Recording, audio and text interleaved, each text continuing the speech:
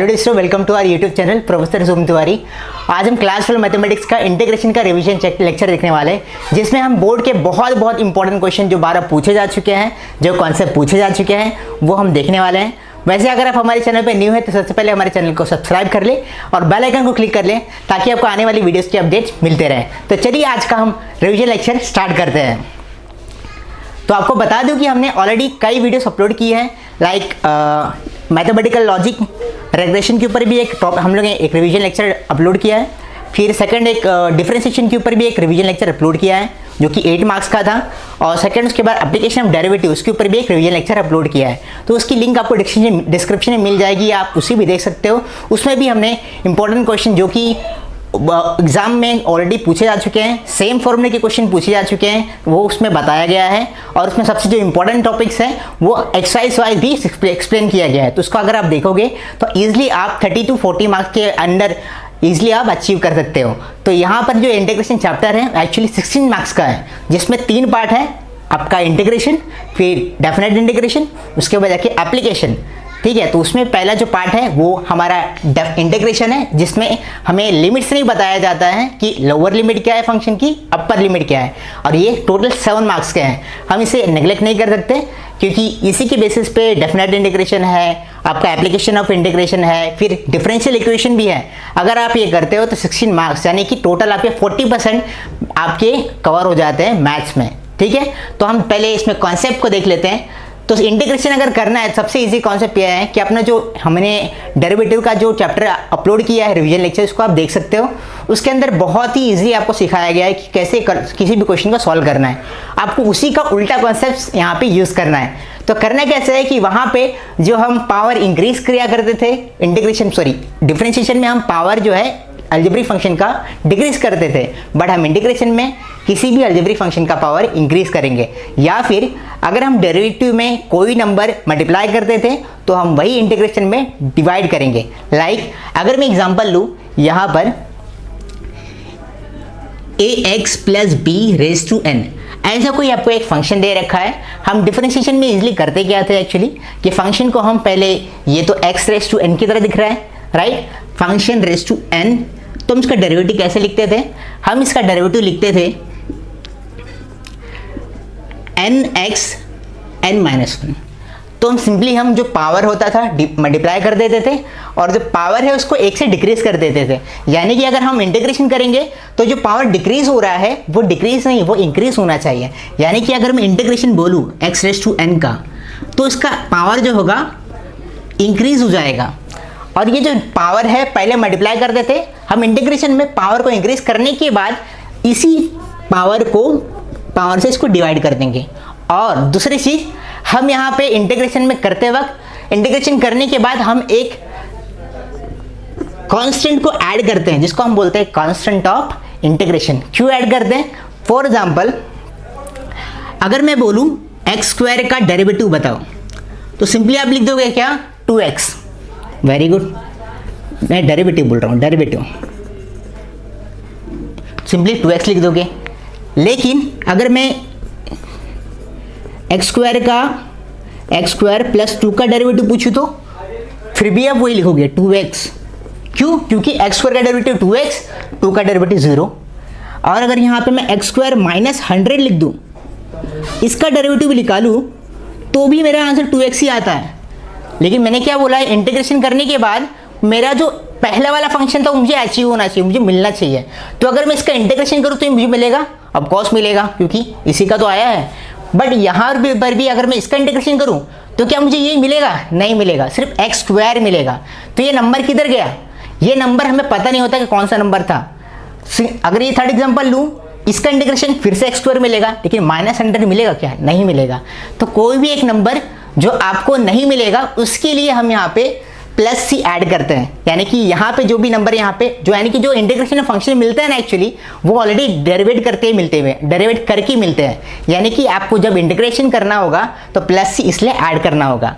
Second thing, इसमें जो x है, x का जो पावर है यहाँ पे 1 है, तो हम उसको बोलते हैं लीनियर टर्म।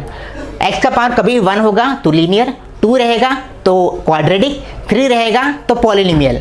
अगर यहाँ पे पावर 1 है और होल ब्रैकेट के बाहर n है, तो हम इसको इंटीग्रेट करते वक्त x का जो कोएफिशिएंट है, x के बाजू में जो नंबर है वो हम इंटीग्रेशन में डिवाइड करते हैं, ठीक है। तो ये चीज़ हमें ध्यान रखनी है, और डेरिवेटिव में यही जो नंबर है हम उसे मल्टीप्लाई करते हैं, तो ये चीज़ हमें देखनी है। अब हम करेंगे क्या कि हर एक साइड से कौन सा कॉन्सेप्ट बार बार इंपॉर्टेंट है, बार बार पूछा जाता है, बार बार कॉन्सेप्ट में रिपीट हुआ है, वो देखेंगे। तो पहला एक्सरसाइज तो पूरा बेसिक्स है, तो हम लोगों ने कुछ बेसिक यहाँ देख लिया है। कुछ बेसिक ऐसा भी है जो कि ट्रिग्नोमेट्री फंक्शन से रिलेटेड है। ट्रिग्नोमेट्री फंक्शन में भी काफ़ी आपने सुना होगा, sine theta, cos theta, tan theta, cos x, sec या फिर कॉट थीटा, 10th में पढ़ा होगा आपने, राइट। आपने उसमें देखा होगा 3 आइडेंटिटीज याद आ रहा है कुछ। पहली आइडेंटिटी थी sine square x plus cos square x equal to 1।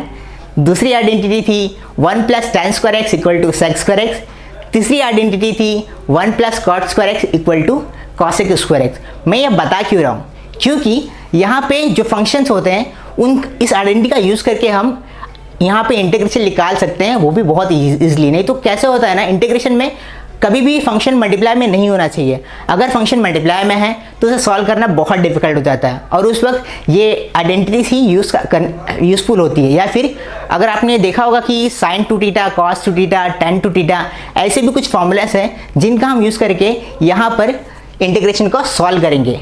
हम यहाँ पे हर एक्सरसाइज में जो क्वेश्चन लेते हैं, क्वेश्चन के साथ साथ हम कॉन्सेप्ट भी देखेंगे। तो चलिए पहले एक्सरसाइज का एक क्वेश्चन ले लेते हैं। तो पहला क्वेश्चन है यहाँ पे integration of cos square x equal dx। यहाँ पे जो साइन दिख रही है, सांप जैसा दिख रहा है, वो एक्चुअली है क्या, वो इंटीग्रेशन की साइन है। और यहाँ पे देखो डेरिवेटिव में हमेशा हम dx को नीचे लिखा कर देते हैं, ये इंटीग्रेशन है यानी कि ऊपर लिखेंगे, न्यूमरेटर में लिखेंगे। अभी कॉस स्क्वायर एक्स है, मैंने क्या बोला, फंक्शन प्रोडक्ट में नहीं होना चाहिए, तो ये प्रोडक्ट में है क्या, ऑफकोर्स प्रोडक्ट में है। क्यों, क्योंकि ये कॉस स्क्वायर एक्स है, यानी कि 2 कॉस एक्स है जो कि मल्टीप्लाई है, यानी कि ऐसे cos x into cos x, ये तो प्रोडक्ट में है और प्रोडक्ट में चाहिए नहीं। तो प्रोडक्ट को हटाने के लिए हमारे पास यहाँ सॉल्यूशन है। क्या सॉल्यूशन है, हमारे पास cos 2x का फॉर्मूला है। क्या फॉर्मूला है, cos 2x के 3 फॉर्मूलास होते हैं। मैं एक एक करके यहाँ पे लिस्ट करता हूँ, वो आप बाकी कॉन्सेप्ट, बाकी क्वेश्चन को भी सॉल्व करने में यूज कर सकते हो।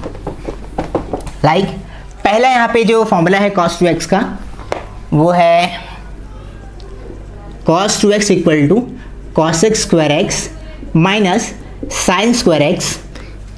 ये हम बार बार यूज करते हैं बहुत सारे एग्जाम्पल्स में। दूसरा है 2 cos x square x minus 1।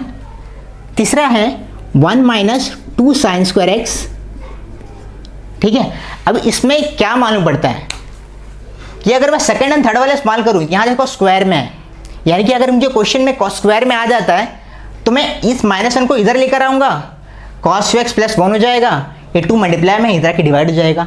और cos का पावर यहाँ पे 1 है, यानी कि यहाँ पे मल्टीप्लिकेशन नहीं है। फंक्शन के पीछे मल्टीप्लिकेशन नहीं चाहिए, नंबर के पीछे मल्टीप्लिकेशन चलता है। तो यहाँ पे अगर मैं इस फॉर्मूले का यूज़ करूँ तो मेरा आंसर तो इसलिए हो जाएगा सॉल्व। ठीक है, तो मैं क्या करता हूँ, cos 2x का यहाँ पे फॉर्मूला यूज़ कर लेता हूँ। तो मैं इसको लिखूँगा, ये -1 इधर आके +1, तो cos 2x प्लस 1, और ये 2 मल्टीप्लाई में है, इधर आया तो डिवाइड में है, तो ये डिवाइड में। तो सिंपली मैंने किया क्या, cos स्क्वायर एक्स को इससे रिप्लेस कर दिया। कौन सा फॉर्मूला इस्तेमाल करके, ये वाला। उसी तरह से अगर क्वेश्चन में आपको दे देता है integration of sign square x, तो आप वहां पर भी यही चीज करना। ये जो ये जो पार्ट है माइनस, इधर आ जाएगा, पॉजिटिव हो जाएगा। ये यहाँ पॉजिटिव, उधर गया तो नेगेटिव हो जाएगा। ये 2 है, ये डिवाइड हो जाएगा। इस तरह से आप साइन स्क्वायर एक्स को 1 minus cos 2x divide by 2 से रिप्लेस करोगे, तो cos का पावर वहाँ पे 1 हो जाएगा। तो आप वहाँ पे cos का इंटीग्रेशन इजीली कर सकते हैं। क्यों, क्योंकि cos का इंटीग्रेशन साइन होता है। क्यों, क्योंकि साइन का डेरिवेटिव cos होता है। ठीक है, तो हम यहाँ इस क्वेश्चन को सॉल्व कर लेते हैं। अभी इंटीग्रेशन सॉल्व करते वक्त हमें ध्यान देना है कि होल ब्रैकेट के बाहर कहीं पावर तो नहीं है। कुछ पावर है क्या, नहीं है। अगर पावर नहीं है तो इंटीग्रेशन अंदर जाएगा ब्रैकेट के, और हर एक वेरिएबल को, हर एक फंक्शन को इंटीग्रेट करेगा। तो ठीक है, अभी ये जो 2 है, ये 2 तो नंबर है। दूसरी चीज, ये सबके नीचे है, तो इसलिए हम इसको बाहर कॉमन निकाल लेते हैं, है ना, क्योंकि 2 नीचे है तो ऊपर कुछ नहीं है, मतलब 1 तो होगा ही होगा, राइट। तो इंटीग्रेशन ऑफ, पहले cos 2x के पास जाएगा इंटीग्रेशन, राइट। अभी dx एक के लिए नहीं है, ये तो पूरे ब्रैकेट के लिए है ना, तो dx भी अंदर जाएगा, राइट। प्लस इंटीग्रेशन की साइन 1 के लिए भी है तो 1 के लिए भी आएगा, dx तो 1 के लिए भी है तो dx के पास भी आएगा 1। अच्छा,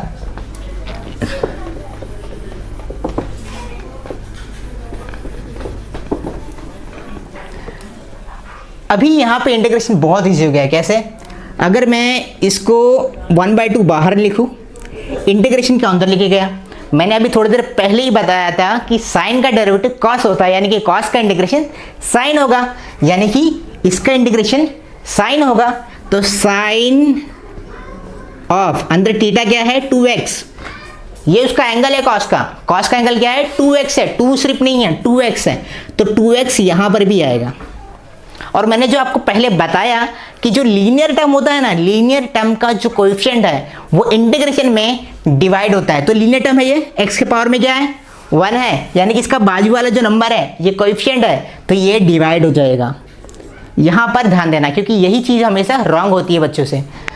क्यों? क्योंकि डेरिवेटिव में हम कैसे करते हैं, कॉस का डेरिवेट करते हैं, फिर कॉस को डेरिवेट करने के बाद कॉस को नहीं देखते हैं, हाइड कर लेते हैं, फिर 2x को डेरिवेट करेंगे, यानी कि 2 को बाहर निकालेंगे और x को डेरिवेट करेंगे। मतलब हम करते क्या है डेरिवेटिव में, जो लीनियर टर्म का जो नंबर है उसको हम मल्टीप्लाई करते हैं, इसलिए हम इंटीग्रेशन में वो लीनियर टर्म का जो कोएफिशिएंट है वो डिवाइड करेंगे। प्लस अभी 1 का इंटीग्रेशन क्या है, 1 किसका डेरिवेटिव है x का, राइट। तो यहाँ पे भी आंसर क्या आ जाएगा x। मतलब हमें उल्टा सोचना है कि ये जो क्वेश्चन दिख रहा है मुझे वो किसका डेरिवेटिव है, ये सोचना है। अगर उसका आंसर मिलता है तो डायरेक्ट वहां लिखो, अगर आंसर नहीं मिलता है मतलब वहां पे कुछ तो कुछ सिंप्लीफिकेशन करना पड़ेगा आपको, यानी कि identity cos 2x tan 2x ये फॉर्मूला यूज करना है आपको, या फिर इसका कुछ ना कुछ तो ट्रिक है, डायरेक्ट ऐसा ट्रिक है जिसको हम सॉल्व कर सकते हैं। ठीक है, वैसे तो यहाँ पे डायरेक्ट आ गया है। और चीज मैंने ये भी बताया था आपको, इंटीग्रेशन करने के बाद आपको यहाँ पे c ऐड करना है। क्यों? क्योंकि मैं थोड़ी देर पहले बताया कि जो फंक्शन है ऑलरेडी डेरिवेट करके दिया गया है आपको। ठीक है, तो ये आपका आंसर आ गया। तो ये क्या है आपका आई का आंसर। तो ये मार्च 2017 में 2 मार्क्स के लिए पूछा गया था, तो उसके ऊपर ज़्यादा क्वेश्चंस नहीं आते, बेसिक क्वेश्चन बेसिक पार्ट्स आते हैं इस एक्सरसाइज से। तो एक क्वेश्चन ले लिया है मैंने। अब एक्सरसाइज 5.2 से, जो कि सब्स्टिट्यूशन मेथड पे बिलोंग करता है, उससे रिलेटेड है, वो देख लेते हैं क्योंकि वो भी बहुत इंपॉर्टेंट है। तो जो सेकंड एक्सरसाइज है हमारा वो सब्स्टिट्यूशन मेथड पे डिपेंड कर रहा है। अच्छा, सब्स्टिट्यूशन मेथड के सॉल्व करने के 2 तरीके होते हैं। एक तो आप स्टेप बाय स्टेप जाओ या फिर ट्रिक लगाओ और आंसर को सॉल्व कर दो। तो ट्रिक के लिए यहाँ पे 3 ट्रिक्स यहाँ पर दिए हुए हैं, जो कि आपके टेक्स्ट बुक में कॉरोलरी ऐसे करके लिखा हुआ है। वहाँ से आप ये डायरेक्ट यूज करके किसी भी इंटीग्रेशन वाले क्वेश्चन को सॉल्व कर सकते हो। अच्छा, आपके टेक्स्ट बुक में ना ये ओमिट किया गया है इंटीग्रेशन में, लेकिन हमें इसको स्किप नहीं करना है। क्यों? क्योंकि यही पार्ट आपको एप्लीकेशन ऑफ डेरिवेटिव और आपका क्या कहते हैं लास्ट वाला डिफरेंशियल इक्वेशन में यूज होने वाला है, इसलिए हम इसको स्किप नहीं कर सकते। हमें इस कॉरोलरी को समझना होगा और ये बहुत ईजी है, सीरियसली बता रहा हूँ। और मैं बता रहा हूँ उसके अंदर की जो क्वेश्चन आए हैं 16 में आए थे, 17 में आए थे, 18 में भी, ये मार्च 18 में आए हैं। आई एग्री कि इस साल इसे नहीं ऐड किया गया है, बट जो आपका एप्लीकेशन ऑफ इंटीग्रेशन वाला पार्ट है और आपका जो डेफिनेट इंटीग्रेशन वाला चैप्टर है, जो कि सेम है, बस उसमें लिमिट अप्लाई किया गया है, वहां पे ये क्वेश्चंस आते हैं। मतलब ये तो वहां पता होना ही चाहिए। तो इसके ऊपर एक क्वेश्चन देख लेते हैं कि कैसे किया है। तो मैंने यहाँ पे कॉरोलरी 3 लिखी है। कॉरोलरी क्या बोलती है यहाँ पे, सब्स्टिट्यूशन, यानी कि सब्स्टिट्यूट करना है आपको। यहाँ पे कोई फंक्शन होगा, उसको अज्यूम करना होगा कि वो कुछ तो है, सपोज t है। अब उसको t करोगे, t अज्यूम करने के बाद उसका डेरिवेटिव ना क्वेश्चन में ही मिल जाएगा आपको। यानी कि यहाँ पे अगर अज्यूम कर लो कि फंक्शन आपको नीचे दिया है और फंक्शन का डेरिवेटिव ऊपर दिख रहा है, यानी कि ये जो 3 एग्जांपल लिए ना मैंने, उसी के अकॉर्डिंग लिए पहले वाले कॉरोलरी के ऊपर। अगर आप देखोगे यहाँ पे sec² अपॉन tan² प्लस 4, मैंने क्या बताया स्टार्टिंग में ही कि कोई भी ट्रिग्नोमेट्रिक फंक्शन स्क्वायर में नहीं होना चाहिए accept sec² plus cos² sec² है ठीक है, स्टैंडर्ड फॉर्म में है, बट tan स्क्वायर में है, नहीं होना चाहिए। तो tan स्क्वायर में है, नहीं होना चाहिए, तो यानी कि मैं इसको अज्यूम करूंगा t।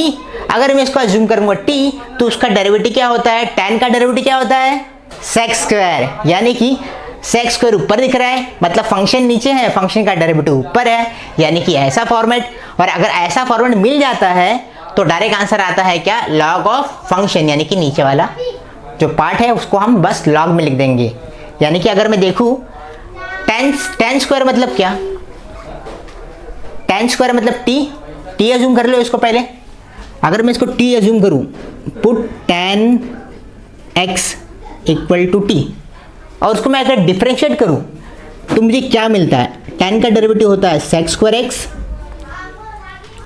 और यहाँ पे आ जाएगा dt बाय tx, क्योंकि मैं डेरिवेट कर रहा हूँ मतलब d अपॉन dx लेकर जा रहा हूँ। इसके पास लेके जाऊंगा तो ये बन जाएगा, और t के पास d अपॉन dx लेकर जाऊंगा तो ये बन जाएगा। फिर ये dx नीचे है, इधर आया तो मल्टीप्लाई हो जाएगा,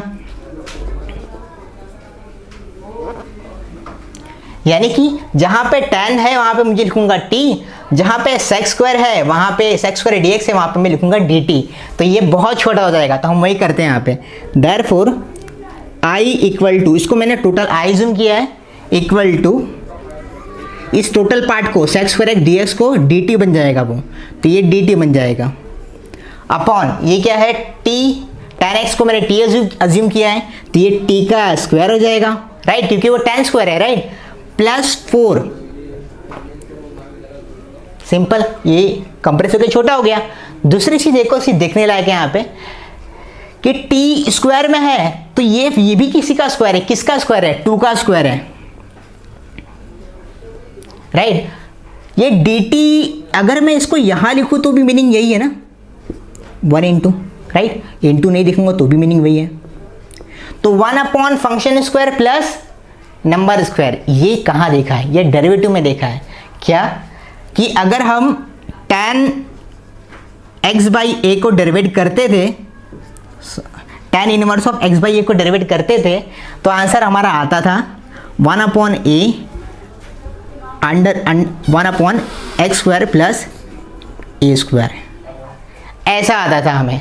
देखो ये वाला part function square plus constant का स्क्वायर है, फंक्शन स्क्वायर प्लस कांस्टेंट का स्क्वायर दिख रहा है, यानी कि किसका डेरिवेटिव है, सॉरी ये इसका इंटीग्रेशन क्या होगा, tan इनवर्स, राइट। बट यहाँ पे नीचे कुछ है ना, यहाँ पे नीचे नहीं है ना, क्या नहीं है, a, ये दोनों सेम होना चाहिए, तो यहाँ पर भी बाजू में एक नंबर होना चाहिए, यानी कि 2 होना चाहिए यहाँ पे।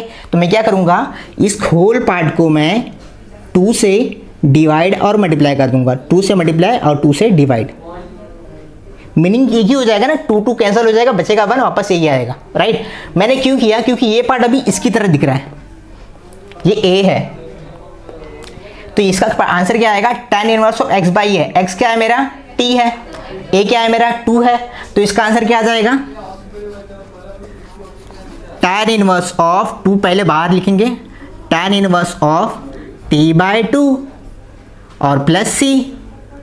बट हमारा आंसर x में होना चाहिए, t में नहीं, क्योंकि t हमने अज्यूम किया है, t में नहीं था हमारा क्वेश्चन, तो t की वैल्यू मुझे पुट करनी पड़ेगी। t क्या है, t है हमारा tan x, तो ये बन जाएगा आंसर मेरा 2 tan inverse of tan x by 2 plus c।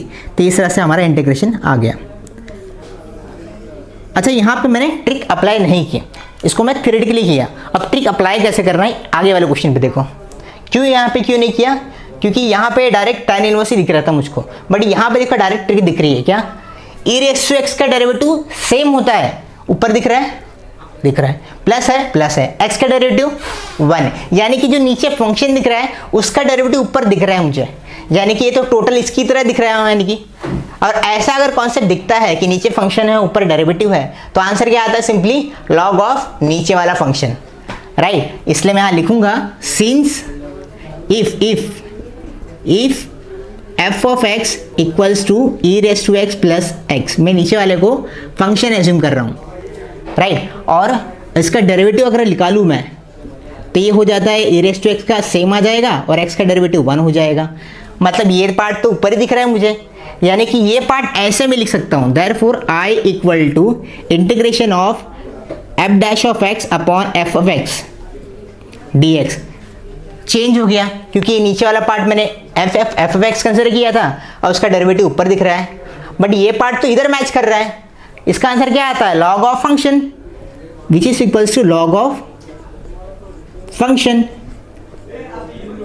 But function क्या है यहाँ पे? एफ ऑफ एक्स क्या है? E raise to x plus x, यानी कि मैं इसको हटाऊंगा और लिख दूंगा यहाँ पे e raise to x plus x. Easy था।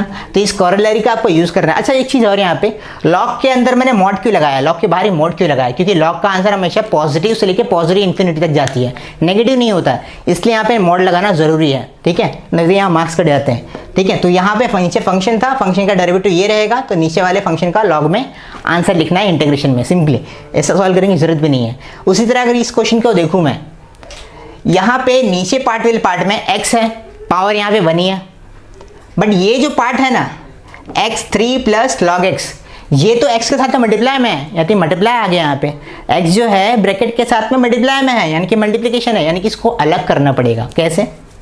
इसको मैं लिखूंगा i equal to integration of 1 upon x into 3 plus log x।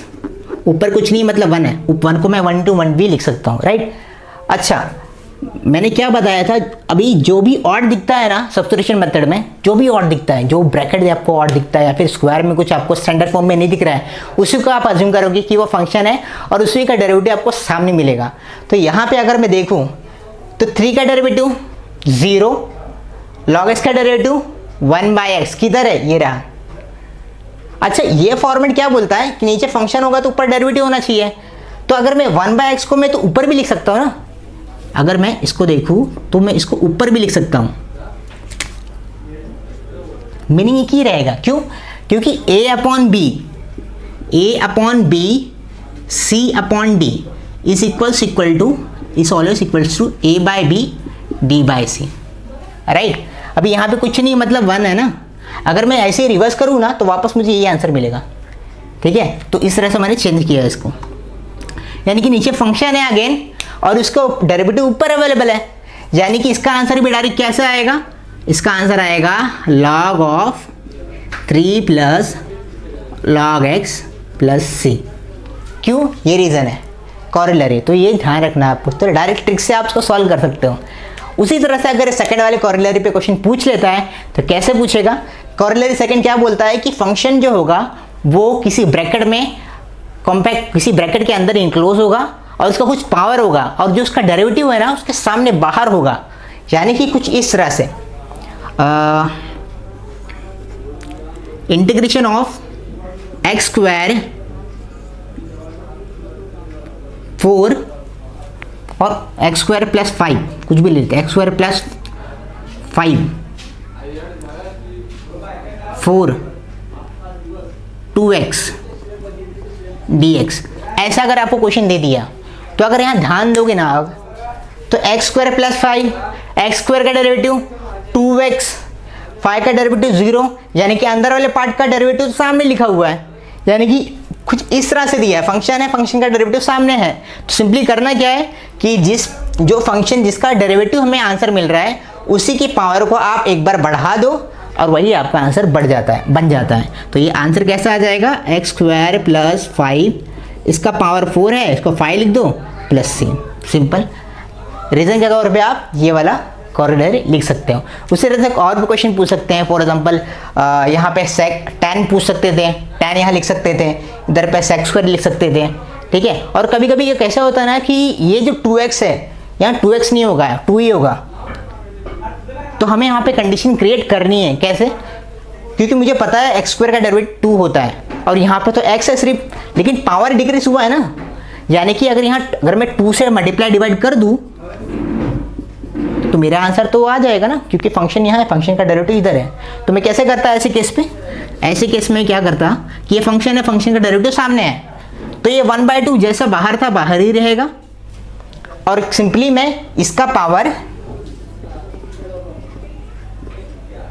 1 से बढ़ा दूंगा प्लस से, सिंपल। तो आपको कंडीशन क्रिएट करनी है कि आप मैं यहाँ पे कॉरिलरी का यूज कर पाऊँ। इस तरह से 3 कॉरिलरी है। तो अब हम इंपॉर्टेंट पार्ट देखने वाला हमारा 3.3, 3.4 और 3.5, जिसमें बार बार क्वेश्चन पूछे जाते हैं। तो हम वो तो जो नेक्स्ट एक्सरसाइज है हमारा 5.4, उसमें हम करने वाले हैं कैसा कि जो फंक्शन होगा हमें उसे इस फॉर्मेट में कन्वर्ट करना होगा। कन्वर्ट करने के बाद उसका डायरेक्टली इंटीग्रेशन कर सकते हैं, लेकिन अभी ये 5.4 से रिलेट करता है कि नहीं करता है ये कैसे पता चलेगा कि आपका जो कांस्टेंट वाला पार्ट होगा या फिर जो फंक्शन वाला पार्ट होगा उसके सामने नेगेटिव साइन होगा, या फिर वो चाहे वो रूट में हो या फिर विदाउट रूट में हो। ठीक है, रूट में नहीं है साइन चलेगा, लेकिन जो विदाउट रूट वाला जो पार्ट है वहाँ पे माइनस आना चाहिए। अगर माइनस नहीं है तो समझ लेना कि tan इनवर्स वाला वहाँ पे आप इंटीग्रेशन या फिर डेरिवेटिव वाला पार्ट वहाँ पे आ जाएगा।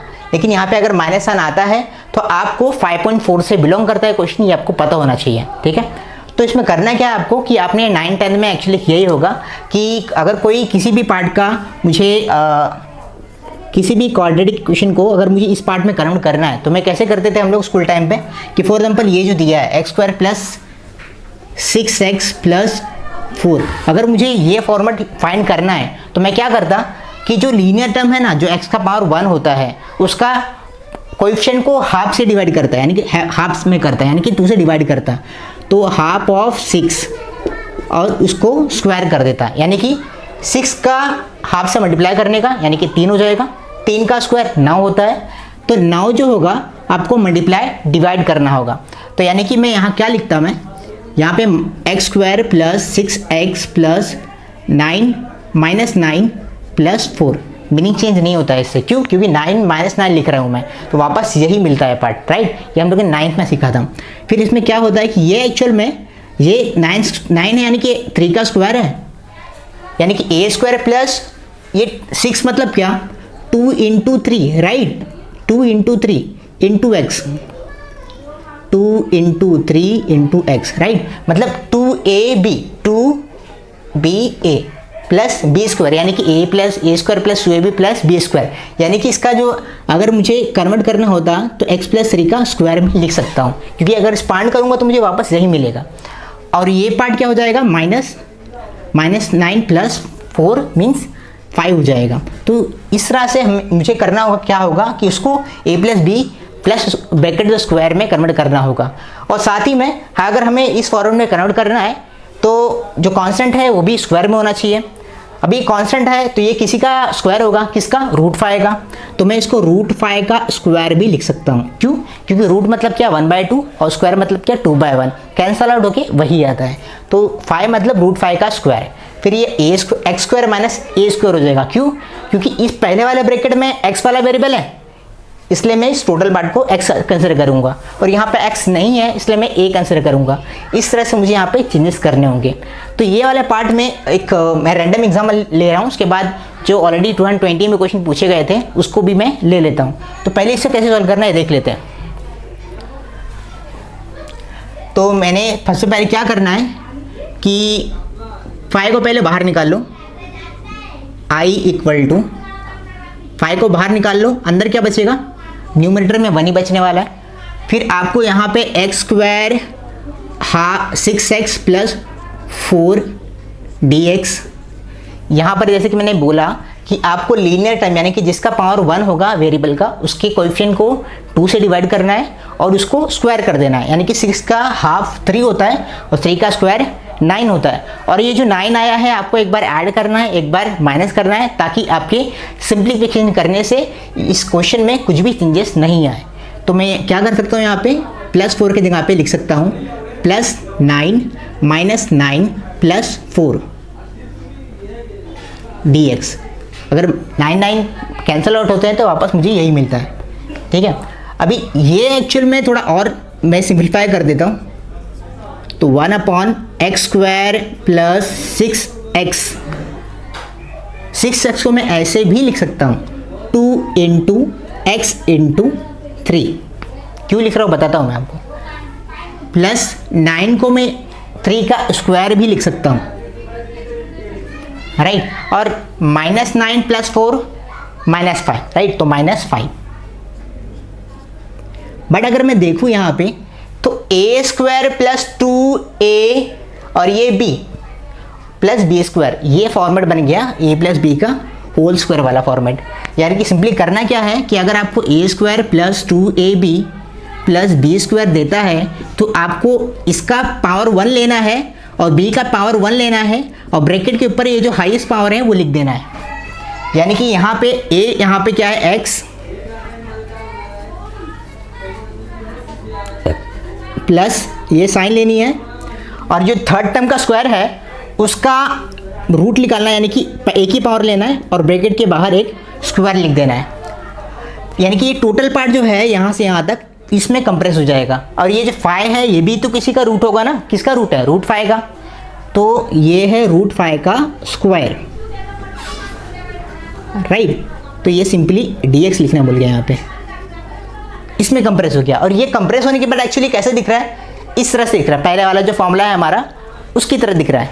तो मैं क्या करूँगा यहाँ पे, सिंपली अगर मुझे ये फॉर्मूला अप्लाई करना है तो मुझे करना है क्या यहाँ पे जी, 1/2 times of a means constant जो कि साथ में है इसके, कौन है यहाँ पे? Root phi. सिर्फ फाई नहीं है, रूट फाई है यहाँ पे, क्योंकि ब्रैकेट के अंदर ये जो स्क्वायर है किसका है ये बोला है वहाँ पे। तो ये हो जाएगा, आंसर है इसका आ जाएगा 1/2 टाइम्स ऑफ रूट फाई, 1/2 है यानी कि। और ये आगे क्या आएगा? Log of mode of x minus a बोला है। x मतलब क्या? जो पहला फंक्शन का स्क्वायर है, किसका स्क्वायर है? इस टोटल पार्ट का स्क्वायर है, मतलब x प्लस 3 का स्क्वायर है। तो मैं अंदर लिखूंगा x प्लस 3 का स्क्वायर, ठीक है। फिर क्या बोला है? माइनस a, माइनस जो कांस्टेंट में है, जो कांस्टेंट है यहाँ पे क्या है? रूट फाई है, रूट फाई, ओनली फाई नहीं है, ठीक है, अपॉन x प्लस a। यानी कि यही पार्ट अभी लिखना है लेकिन प्लस में लिखना है, अब बाद में c डाल देना है, सिंपल था। और आगे जाके कुछ सिंप्लीफिकेशन होता है, सिंप्लीफिकेशन एक्चुअली होता है यहाँ पे। अगर मैं क्या कहते हैं, अगर ये रूट फाई नहीं होता ना तो मैं इस पावर को एक्सपांड करता, तो ये जो 3 का स्क्वायर 9 होता है, 9 जो इस नंबर से माइनस एडिशन जो होना था हो जाता, तो यहाँ पे कंप्रेस होता। लेकिन यहाँ पे रूट फाई है तो ये आगे सॉल्व नहीं होगा, इसलिए यहाँ पर ही मैं इसको स्टॉप कर देता। लेकिन यहाँ पे phi upon root phi means root phi आ जाता है इसका आंसर। तो इसका आंसर आता है रूट फाई बाई 2। फिर ये आगे जो आंसर है लॉग में, मॉड में, वो तो सेम ही रहने वाला था, ठीक है। लेकिन अगर ये वाला पार्ट, ए वाला पार्ट अगर रूट में नहीं होगा तो इस ब्रैकेट को ओपन करो तो वहाँ पे कुछ ना कुछ कैंसल आउट जरूर होगा। तो ये पार्ट तो मैंने जनरली एक इजी एग्जांपल लिया है। अभी 2020 में 4 मार्क्स का पूछा जा चुका है क्वेश्चन, इसी के ऊपर डिपेंड है। बट उसमें क्या बोला गया है, थोड़ा उसमें ट्विस्ट दिया है। क्या ट्विस्ट है देख लेते हैं। क्वेश्चन देखने वाले हैं एक्सरसाइज 5.4 का। हमने एक क्वेश्चन तो ऑलरेडी देख लिया है जो कि पहले वाले फॉर्मूला की बेसिस पे था। अब हम एक छोटा क्वेश्चन देख लेते हैं जो कि 2 मार्क्स का पूछा गया था और 2019 में। क्वेश्चन कुछ इस तरह से पूछा गया था आपको कि इंटीग्रेशन ऑफ 1/16 माइनस 9x², अच्छा इसका dx। अभी आपको ये 5.4 से बिलोंग कैसे करता है कि नहीं करता है क्वेश्चन, ये आपको ध्यान से मालूम पड़ जाएगा। कैसे? x जो होगा, x के साथ में कोई नंबर होगा, x स्क्वायर में होगा। यहाँ पे जो नंबर होगा x होगा वो हमेशा स्क्वायर में होगा, चाहे वो स्टार्टिंग में हो चाहे वो एंड में हो, वो स्क्वायर में होगा। या फिर नीचे रूट रहेगा और x स्क्वायर स्टार्टिंग में रहेगा। और यहाँ पे x जो है ना हमेशा पॉजिटिव में रहेगा। यहाँ पे रूट में x जो है पॉजिटिव में रहेगा, नेगेटिव में नहीं रहेगा। अगर नेगेटिव में x स्क्वायर है तो समझ लेना कि यहां से फॉर्मूला नहीं लगने वाला है, वो साइन इनवर्स का फॉर्मूला है, ठीक है। और साइन इनवर्स का फॉर्मूला आने वाला नहीं है इस साल, ठीक है। तो हमेशा याद रखना, रूट में है तो पॉजिटिव x स्क्वायर रहेगा, और विदाउट रूट का है तो फिर x स्क्वायर पॉजिटिव में भी हो सकता है, नेगेटिव में भी हो सकता है, ठीक है। तो एक क्वेश्चन देख लिया। सेकंड क्वेश्चन देखते हैं। ये पूछा था 2 मार्क्स के लिए 2019 में। तो करना कैसे, आपको 2 तरीके होते हैं 5.4 को सोल्व करने के। कि आपको करना क्या है कि जो आपने 9th में 10th में एक तरीका सीखा था वो भी देखेंगे, और एक डायरेक्ट इजी मेथड है वो भी देखेंगे। पहले 10th में जो किया था वो देख लेते हैं। क्या बोलता है ये मेथड कि हमेशा x का जो कोएफिशिएंट होता है वो हमेशा 1 होना चाहिए। यहाँ पे x का कोएफिशिएंट किधर है? x ये रहा, इसका कोएफिशिएंट मतलब उसके बाजू में जो नंबर है ना वो 1 होना चाहिए। 1 है क्या? नहीं है, 9 है, इसलिए इसको 1 करना पड़ेगा। कैसे करोगे? 9 को कॉमन निकाल कर। तो मैं क्या करूंगा, यहाँ से 9 को मैं कॉमन निकाल लूंगा। कॉमन नीचे है 9 डिनोमिनेटर में, यानी कि 9 नहीं निकलेगा, 1/9 बाहर निकलेगा। तो 1/9 अगर मैं बाहर निकालता हूं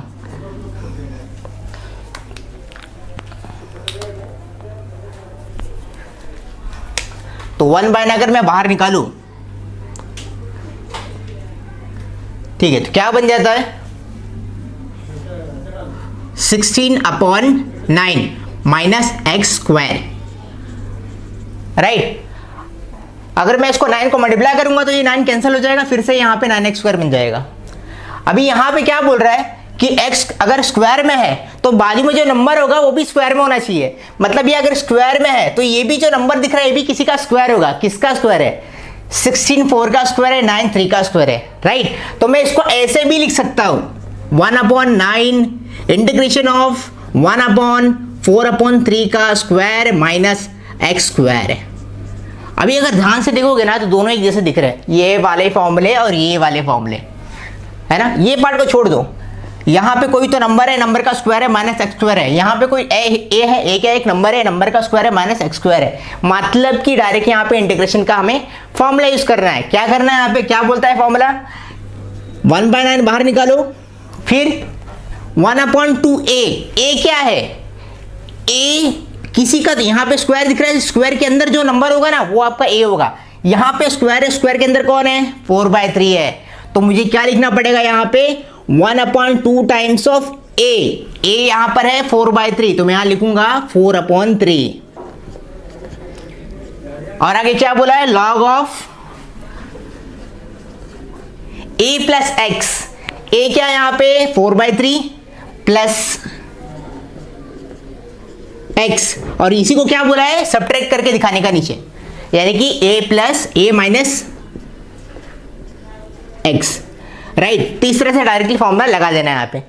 फिर अभी ये फॉर्मूला लगाने के बाद आंसर सॉल्व नहीं होता है, क्योंकि अभी भी यहाँ कुछ कैंसिल हो रहा है। क्यों? यहाँ फ्रैक्शन में है, फ्रैक्शन में आंसर नहीं रखना है। दूसरी चीज इधर पे भी कैंसिल आउट हो रहा है, 3 3 9 हो रहा है, कटेगा, राइट। तो 3 3 9, 3 बचा, 2 4 8, 8 3 24। तो क्या हो जाता है ये? 1/24 लॉग ऑफ, थोड़ा एलसीएम ले लेते हैं। यहाँ पे बेस में क्या है? 3 है। यहाँ बेस में क्या है? कुछ नहीं, मतलब 1 है। 1 है मतलब मैं इसको ऐसे लिखूं x/1। अगर मुझे एलसीएम अगर कर लूं तो एलसीएम कैसे लेते हैं? ये 1 इधर जाएगा, 4 बन जाएगा, ये 3 इधर जाएगा, 3x बन जाएगा, फिर 3 × 1 3 हो जाएगा, राइट। तो मैं कुछ यहाँ लिखता हूँ, तो 4 × 1 4 प्लस साइन, 3 × x 3x और 3 × 1 3। तो ये पार्ट मैंने सिर्फ न्यूमरेटर के लिए किया है, इतने पार्ट का किया है। उसी तरह नीचे भी वही सेम होगा। तो सेम नीचे क्या करूंगा मैं? 4 × 1 4 माइनस 3 × x 3x और ये 3 × 1 3। तो इसको रफली यहाँ पे साइड में कर लो आप। फिर देखोगे अगर तो न्यूमरेटर के डिनोमिनेटर में 3 है, डिनोमिनेटर के डिनोमिनेटर में भी 3 है, तो ये कैंसिल हो जाता है, ठीक है। होल इसके फ्रैक्शन में 3 होना चाहिए। ऐसा नहीं होना चाहिए कि 4/3 है माइनस एक्स है और नीचे 3 है, इसको सु काट दो, ऐसा नहीं करना है आपको। ऊपर वाले का न्यूमरेटर का टोटल होल यहाँ पे डिवाइड बाय 3 होना चाहिए, तो ही आपको काटना उसको, ठीक है। अभी कैंसिल आउट हो गया तो क्या बच रहा है ऊपर? 4 + 3x अपॉन 4 - 3x। तो यहाँ पर लिख दूंगा मैं 4 + 3x अपॉन 4 - 3x। ये तो सिंपल सा एक तरीका है, लेकिन मैंने एक दूसरा तरीका भी बताया है। क्या तरीका बताया है? कि ऐसे आप कर सकते हो कि आप इसको, ये जो 9 बाहर निकाला है ना, 9 बाहर निकालने की जरूरत भी नहीं है, आपको 2 स्टेप बच जाएगा। कैसे? फॉर्मूला क्या बोलता है? फॉर्मूला बोलता है कि हमें क्या चाहिए? 2 टर्म का, एक फंक्शन का, एक नंबर का स्क्वायर चाहिए, डिफरेंट सेपरेटेड बाय प्लस और माइनस साइन, राइट। तो यहां पे तो एक स्क्वायर है, ये स्क्वायर में है, तो ये पर्टिकुलर पार्ट भी तो किसी का स्क्वायर होगा। मतलब मैं इसको ऐसे भी लिख सकता हूं, कैसा? इंटीग्रेशन ऑफ 1/16 माइनस ये 9x² है। तो मैं अगर देखूं तो 9 भी तो किसी का स्क्वायर है। किसका है? 3 का स्क्वायर है, राइट। अगर ये स्क्वायर है तो दोनों का स्क्वायर मैं कॉमन ले सकता हूं। तो मैं अगर इसका कॉमन स्क्वायर ले लूं तो क्या बन जाएगा? ये 3x का स्क्वायर है, राइट। अभी ये स्क्वायर में है, ये पार्ट x है, यहाँ पे ये स्क्वायर में है, तो उसके बाद में जो नंबर होगा वो भी तो किसी का स्क्वायर होगा। किसका स्क्वायर है? 16। किसका स्क्वायर है? 4 का। तो मैं यहाँ पे लिख सकता हूँ 4 का स्क्वायर। मतलब डायरेक्टली यहाँ से यहाँ जंप कर सकते हो आप। यानी कि ये 9 बाहर निकाला है ना, निकालने की जरूरत नहीं है। ऐसे में पेज भी ज़्यादा कंज्यूम कर रहे हैं, टाइम भी आपका ज़्यादा कंज्यूम कर रहे हैं, और आप ज़्यादा कंफ्यूज भी हो जाओगे यहाँ पे फ्रैक्शन लेते वक्त। सेकंड, यहाँ पे भी काम बढ़ जाता है, इसलिए ये मेथड करो। क्या करना है आपको, पहला वाला पार्ट किसका स्क्वायर है, ये दोनों पार्ट को देखना है। यहाँ पे जो नंबर है वो भी किसका स्क्वायर होना चाहिए, ये तो x तो ऑलरेडी स्क्वायर में होता ही है, अगर उसको स्क्वायर में दिखाए तो बाजू में जो नंबर होगा वो किसका स्क्वायर है वो भी आपको देखना है। ठीक है, अब ये स्क्वायर बन गया, ये नंबर का स्क्वायर है, ये x वाले फंक्शन का स्क्वायर है, मतलब अभी भी तो इसी की तरह दिख रहा है ना। तो मैं अभी भी इसको अप्लाई कर सकता हूं। अगर मैं कंपेयर करूं तो a की वैल्यू यहां पे देखो, स्क्वायर इधर, a की जगह पे यहाँ पे 4 इस्तेमाल किया है, राइट। मतलब a की वैल्यू क्या है यहाँ पे a की वैल्यू है 4, है ना। और यहाँ पे x था, लेकिन यहाँ पे x है क्या, नहीं, यहाँ पे x नहीं है। x के जगह पर आपको 3x लेना पड़ेगा। मतलब अगर यहाँ पर x लिखा है और यहाँ पे 3x लिखा है तो 3x मुझे फॉर्मूला में डालना पड़ेगा। यानी कि अगर यहाँ पे x है, यहाँ 6x होता तो यहाँ पे मैं 6x लिखता। ठीक है, तो मैं वही ये करने वाला यहाँ पे। क्या हो जाएगा ये 1/2 टाइम्स ऑफ a मैंने कंपेयर करके निकाला, कितना आया 4, मैं 4 लिख दूंगा। ठीक है, फिर क्या बोलता है ये, लॉग लगाने का, लॉग लगा देते हैं। Log of a plus x, a क्या है मेरा 4 है तो 4 लिख दूंगा मैं। प्लस बोलता है ये, प्लस लिखो वहां पे, x लिखने का, x कंपेयर करोगे तो क्या होता है यहाँ पे 3x होता है तो 3x लिखो, राइट। फिर a माइनस एक्स करने बोलता है इधर पे, है ना। तो a क्या यहाँ पे 4 है, 4 माइनस 3x है, वही बात। अभी इंटीग्रेशन कंप्लीट तो प्लस से तो लगाना पड़ेगा, मतलब हो जाएगा ये 1/8 log of 4 plus 3x upon 4 minus 3x। तो बात तो वही बन रही है, 4 स्टेप में आंसर हो जा रहा है, सॉरी 3 स्टेप में आंसर हो गया। तो आपको करना क्या है, चेक करना है कि वो पहला वाला पार्ट किसका स्क्वायर है, सेकंड वाला पार्ट किसका स्क्वायर है, और स्क्वायर हो जाता है तो डायरेक्ट अभी देखते दोनों आंसर मैच कर रहे हैं क्या, देख लेते हैं। क्या आया 1/8 log of 4 plus 3x upon 4 minus 3x, और इसको देखो 1/24 log of 4 plus 3x upon 4 minus 3x, match कर रहा है क्या, ये पार्ट मैच कर रहा है, बट ये पार्ट मैच कर रहा है क्या 24/8, क्यों मैच नहीं कर रहा है, क्योंकि मैंने आपको हमारा जो फर्स्ट एक्सरसाइज था उसमें मैंने आपको स्टार्टिंग में ही बताया था कि जब कभी भी आप इंटीग्रेशन करते हो और वहां पे x का पावर अगर 1 होता है तो उसका जो कोएफिशिएंट होता है इंटीग्रेशन में डिवाइड करना पड़ता है। तो यानी कि यहाँ पे अगर देखूं तो x का पावर क्या था 1 था, यानी कि उसके बाजू में नंबर होगा उसको डिवाइड करना पड़ेगा। मतलब क्या नंबर है यहाँ पे 3 है, तो मतलब यहाँ पे मुझे 3 से इंटीग्रेशन जब करते हो तो यहाँ पे 3 से डिवाइड करना पड़ेगा। तो ये क्या बनेगा 8 इंटू 3, मतलब हो जाएगा ये 24। ठीक है, तो यही ध्यान रखना है यहाँ पे। अगर आप ट्रेडिशनल मेथड से जा रहे हो, जो 10th में आपने 8th में सीखा है कि स्क्वायर कैसे करते हैं, तो उस तरह से करो, स्टेप्स बढ़ेंगे। लेकिन अगर आपको ये तरीका इस्तेमाल करना है तो ध्यान रखना कि आपको x का जो पावर अगर 1 होता है तो उसका कोएफिशिएंट डिवाइड करना पड़ेगा, नहीं तो यहाँ पे आंसर मैच नहीं करेगा और इतना करने के बावजूद ही मार्क्स कट जाएगा। ठीक है, तो ये बहुत ईजी था, 2 मार्क्स से पूछा था 2019 में। एक और क्वेश्चन देख लेते हैं, 2020 में पूछा था, वो भी 4 मार्क्स के लिए। तो नेक्स्ट क्वेश्चन पे जाते हैं। तो नेक्स्ट क्वेश्चन जो लेने वाले हैं, एक्चुअली जो क्वेश्चन में का वो प्रोवाइड किया है बोर्ड ने, उसमें से 2 क्वेश्चन में लेने वाला हूँ। एक क्वेश्चन में यहाँ पे लिखा हूँ मैंने 1/4x² माइनस 20x प्लस 17। तो पिछले वाला तो इजी था, इसमें थोड़ा और लेवल मैंने इंक्रीज किया है।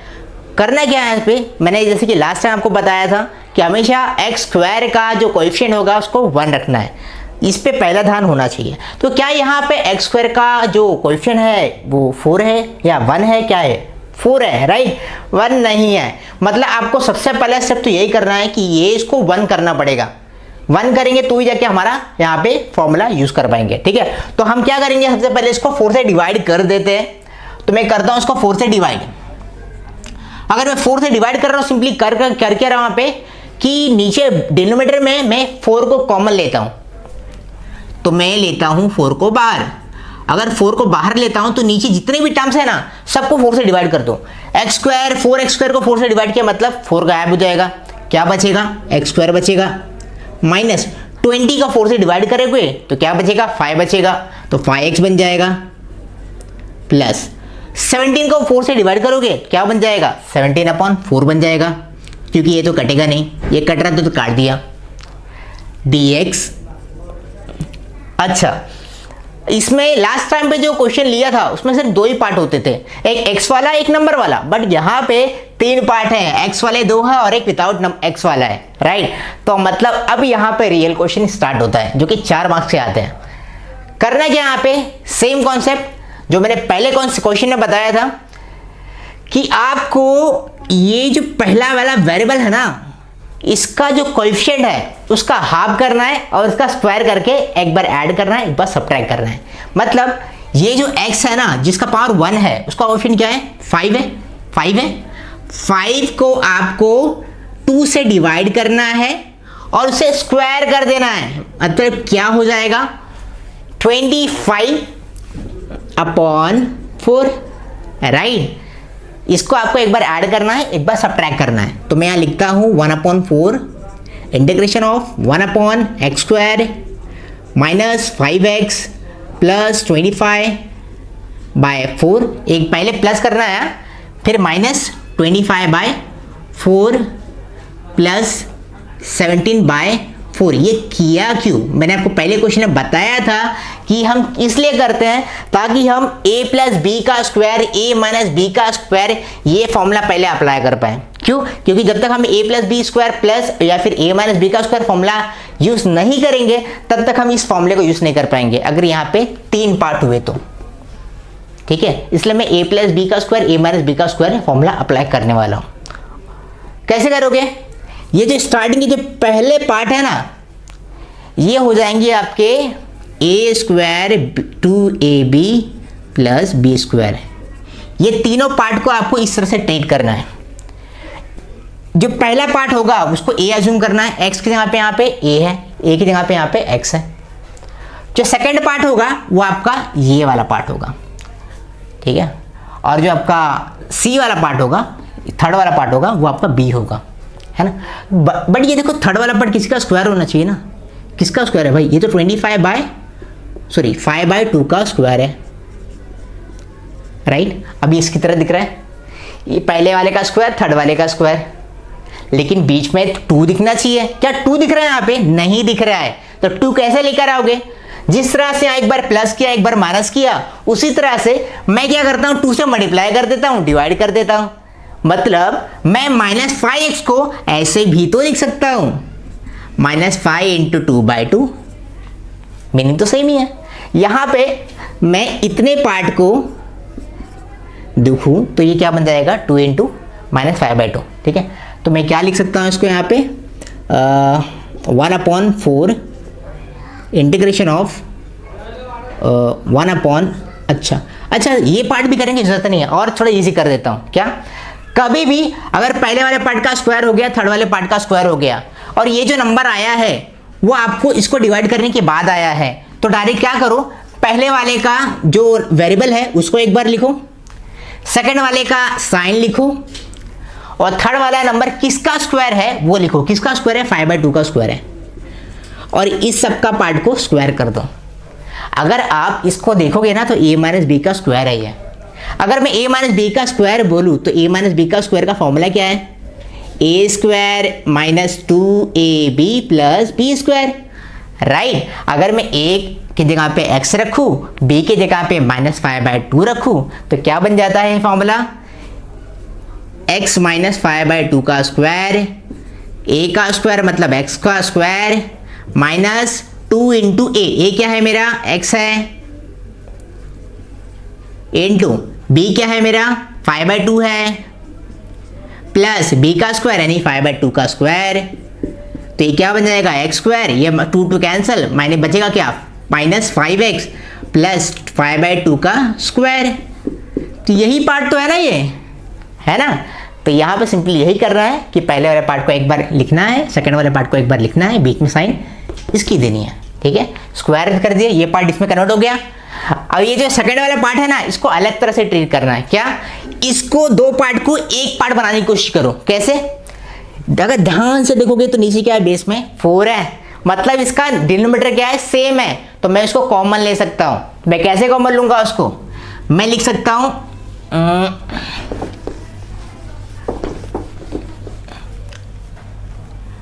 -25/4 प्लस 17/4, दोनों का डिनोमिनेटर कॉमन है तो मैं उसको एक ही बार लिखूंगा।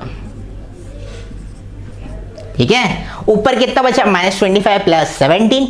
अगर मैं देखूं तो 25 बड़ा है, 17 छोटा है और दोनों के बीच में माइनस का डिफरेंस है, मतलब 25 - 17 करोगे आप तो कितना हो जाएगा, 8 हो जाएगा। पर बड़ा नंबर तो कौन सा है, 25 है, यानी कि माइनस देना पड़ेगा। अभी कैंसल आउट होता है ना, क्या होता है, ये -2 बन जाता है। तो ये टोटल जितना बड़ा पार्ट दिख रहा है ना, एक्चुअली इसकी वैल्यू कितनी है, -2 है। तो छोटी सी वैल्यू है, बट मैंने बताया था आपको कि अगर किसी पहले पार्ट का स्क्वायर होता है तो सेकंड वाले पार्ट भी किसी का स्क्वायर होगा। ये पार्ट तो स्क्वायर में है ना, मतलब ये भी तो किसका स्क्वायर होगा। तो 2 किसका स्क्वायर है, सोचो मत, √2 का स्क्वायर है। तो मैं इसको लिख देता हूँ डायरेक्टली √2 का स्क्वायर, या फिर नेक्स्ट स्टेप पे कर देते हैं। तो 1/4, ये dx नहीं लिख रहा हूँ मैं, 1/x - 5/2 का स्क्वायर माइनस √2 का स्क्वायर dx। सिंपल था। तो ये x का स्क्वायर है क्योंकि इसके अंदर x, इसमें x दिख रहा है। अगर ये x है तो ये क्या हो गया, a हो गया। तो ये पहला वाला फॉर्मूला लग गया यहाँ पे। फिर तो पहले वाला फॉर्मूला लग गया तो मैं कैसे करूंगा इसको, a को मैं पहले क्या करूंगा, कंपेयर कर लेने का, x की वैल्यू क्या है, a की वैल्यू क्या है। अगर मैं कंपेयर करूं तो x की जगह पे यहाँ पे क्या दिख रहा है, x - 5/2, कंपेयर करना। ठीक है, तो अब जहां भी आपको x दिख रहा था वहां पे आप लिखोगे x - 5/2, और जहां पे आपको a दिख रहा था वहां पे आप लिखोगे √2, है ना। तो अभी वही फॉर्मूले में बस ये वैल्यू पुट कर दो, क्या हो जाएगा वो, ये 1/4 पहले से था, उस पर अलग से उसमें कुछ चेंजेस नहीं करने, ये पार्ट पे वो पार्ट लिखेंगे। तो क्या बोलता है फॉर्मूला, 1/2a, a की वैल्यू क्या है, √2 है। फिर क्या बोलता है वो, लॉग लगा देना वहां पे, तो लॉग ऑफ क्या बोलता है, x। अभी x की वैल्यू क्या है यहाँ पे, x - 5/2 है। फिर क्या बोलता है, ये माइनस लगा दो, माइनस लगा देता हूं। a लिखो, a क्या है, √2 है। और यही पार्ट को आपको एक बार प्लस में दिखाना है, तो मैं लिखूंगा x - 5/2 plus √2 plus c। Integration हो गया है तो प्लस c लगाना है यहीं पे। अभी यहाँ पे मैंने पहले वाले क्वेश्चन में क्या बोला था कि अगर यहाँ पे सॉल्यूशन होता है, सॉल्यूशन हो रहा है, सॉल्व हो रहा है, डिवाइड हो रहा है तो करो वहाँ पे। अभी देख रहा हूँ नीचे डिनोमिनेटर में कुछ दिख रहा है, ऐसा नहीं देखना चाहिए कभी भी ना। आपको 2 पार्ट ऊपर नहीं रखना है कि न्यूमरेटर में भी डिनोमिनेटर बैठा हुआ है, ऐसा नहीं करना है आपको उसको एलसीएम लेकर साइड कर देना है, उसको डिलीट कर देना है। कैसे करोगे आप, सबसे पहले तो 4 × 2 8 हो जाएगा, तो उसको पहले 8 लिख देता हूँ मैं, 1/8 टाइम्स ऑफ √2 लॉग ऑफ, मैं क्या करता हूँ ना, सबको 2 से मल्टीप्लाई कर देता हूँ, सबको 2 से, ऊपर भी नीचे भी। अगर 2 से मल्टीप्लाई होगा तो मैं क्या करता हूँ, यहाँ पे रफली करता हूँ समझने के लिए आपको। अगर मैं ऊपर 2 से मल्टीप्लाई करता हूँ, नीचे भी 2 से मल्टीप्लाई करता हूँ तो मीनिंग सेम ही है ना, क्योंकि मैं ऊपर मल्टीप्लाई कर रहा हूँ, कैंसिल होने के बाद फिर से वहाँ पे 1 हो जाएगा। तो अगर ये 2 अंदर जाएगा तो x के पास आएगा और क्या बनेगा, 2x बनाएगा। वही 2 अगर इसके पास जाएगा तो ये 2 को कैंसिल आउट कर देगा क्योंकि डिनोमिनेटर में है, तो क्या बन जाएगा, -5 बन जाएगा। यही 2 अगर इसके पास जाएगा तो ये 2√2 बनाएगा, तो ये 2√2 बन जाएगा।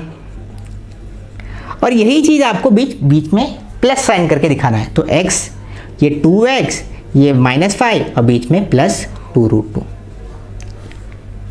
था सिंपल। तो हमेशा एक ही चीज ध्यान देनी है आपको कि आपको पहले कैसा भी क्वेश्चन हो, अगर वहां पे हाईएस्ट पावर स्क्वायर है ना तो समझ लेना 5/4 का पार्ट है। पहला पार्ट यही करना कि x² का जो कोएफिशिएंट है उसको 1 करने की कोशिश करो, मतलब जो नंबर दिखता है उससे डिवाइड कर दो सारे वेरिएबल को। डिवाइड करने के बाद जो दिखता है उसमें जिसका x का पावर 1 होगा ना, उसके कोएफिशिएंट को, उसके बाजू वाले नंबर को 2 से डिवाइड करो। 2 से डिवाइड करोगे 5/2 हो जाएगा। फिर उस पार्ट को 5/2 को स्क्वायर कर दो। 5/2 का स्क्वायर क्या होता है, 25/4। इसको पहले ऐड करो फिर माइनस करो, पहले ऐड करना नहीं तो आंसर चेंज हो जाएगा। तो 25/4 से मैंने ऐड किया, फिर 25/4 से सब्ट्रैक्ट किया। लेकिन मैंने क्या बोला कि जब ये ऐसा ऐड करते हो, हम ऐड क्यों करते हैं, ताकि हम a प्लस बी का स्क्वायर वाला फॉर्मूला यूज़ कर पाए, या फिर a माइनस बी का वाला फॉर्मूला इस पर यूज़ कर पाए। और अगर हमने ऐड किया है, सब्ट्रैक्ट किया है, तो ये फॉर्मूला बन गया है। बस आपको देखना है कहाँ बना है। मैंने 25/4 को अगेन 5/2 का स्क्वायर लिख दिया। फिर मैंने क्या बोला, अगर ये स्क्वायर है तो एक बार x को लिखो, एक बार 5/2 को लिखो, और जो बीच में जो साइन होगी उसको लिखो और ब्रैकेट का स्क्वायर कर दो। अगर आप इसको एक्सपांड करोगे तो यही पार्ट आपको वापस मिलेगा, मैंने करके भी बताया आपको। और ये स्क्वायर में है तो ये भी किसी पार्ट का स्क्वायर होगा। ये इतना बड़ा सा है, बट ये इतना बड़ा सा नहीं था, मैंने आपको साइड में सिंप्लीफाई करके दिखाया और उसका आंसर -2 आया। -2 लिखा, ये स्क्वायर में है तो ये भी स्क्वायर में होना चाहिए, क्योंकि हमें ये फॉर्मूला अप्लाई करना है, स्क्वायर होना चाहिए। तो ये किसका स्क्वायर है, √2 का, तो √2 लिख दिया। अभी x² - a² हो गया। x को कंपेयर कर दो, x की वैल्यू निकाल लो, a की वैल्यू निकाल लो और जस्ट ये फॉर्मूला में पुट कर दो, सिंपल।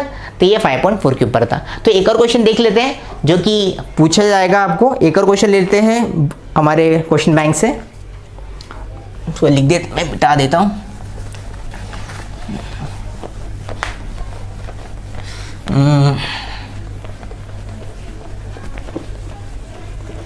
ठीक है, तो एक एक्सपोनेंशियल वाला लेते हैं। एक्सपोनेंशियल वाला कहाँ गया,